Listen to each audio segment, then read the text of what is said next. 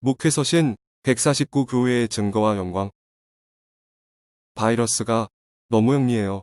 우리 사회의 약한 고리가 어디인지 정확히 알고 공격하죠.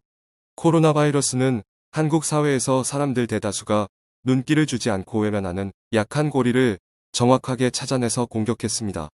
바이러스가 취약한 곳을 골라서 일부러 침범하는 것은 아닙니다. 사실 바이러스는 그 사회 전체를 공격합니다.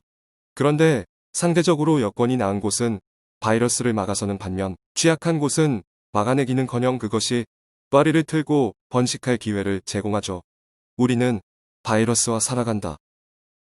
그렇습니다. 코로나19는 한국 사회의 약한 고리를 정확하게 드러내 주었습니다. 아니, 코로나19는 신천지에서 사랑제일교회 그리고 인터콥 BTJ 센터로 이어지는 한국 교회의 약한 고리 또한 아프게 드러내 주었습니다. 왜곡된 종말론에 빠진 이단에 물든 교회, 이데올로기에 함몰되어 정치 집단이 되어버린 교회, 일천한 성경 해석으로 음모론에 휘둘리는 교회, 백신 맞으면 노예가 된다며 자기만 옳다는 독선에 사로잡힌 교회, 그리고 방역에 협조하라는 요구를 교회 파괴 세력의 책동으로 규정하고 종교의 자유를 위해 전면적인 전쟁을 선포한다는 교회까지 한국 교회는 양식 있는 신앙인들에게 깊은 부끄러움과 아픔을 주고 있습니다. 이와 같은 때에 교회는 무엇으로 세상의 교회다움을 증거해야 할까요? 교회다운 교회, 신자다운 신자를 통해 세상에 드러나는 하나님의 영광은 어떤 것일까요? 예수님은 하나님 아버지의 보내심을 믿지 않는 이들을 향해 나는 사람에게서 증언을 취하지 아니하노라, 나는 사람에게서 영광을 취하지 아니하노라라고 하십니다. 사람들이 예수님을 인정하든 그렇지 않든 예수님은 아버지가 보내셨고 예수님이 하나님이라는 것은 불변의 진리입니다. 예수님은 자기 정체성을 사람의 증언에서 찾고자 하지 않았습니다. 예수님은 사람의 영광을 구하지 않았습니다. 예수님에게는 사람의 증언보다 더 큰 증거가 있었습니다. 아버지께서 예수님에게 하라고 하신 일, 곧 예수님이 지금 하는 일이 예수님을 증거했습니다. 사람의 영광이 아닌 하나님의 영광을 구하는 예수님은 어떤 일도 자기 뜻대로 하지 않고 보내신 아버지의 뜻대로 했습니다.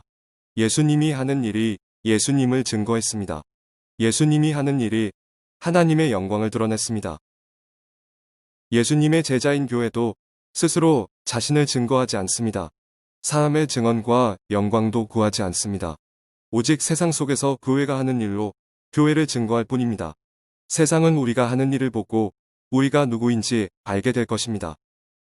집합금지와 운영 제한 명령이 내려진 소상공인들이 업종 간 형평성을 내세우며 이러다 다 망하겠다 시위하는 모습과 교회가 대면 예배를 고집하며 이러다 다 무너진다 목소리를 높이는 모습을 세상은 얼마나 다르게 볼까요?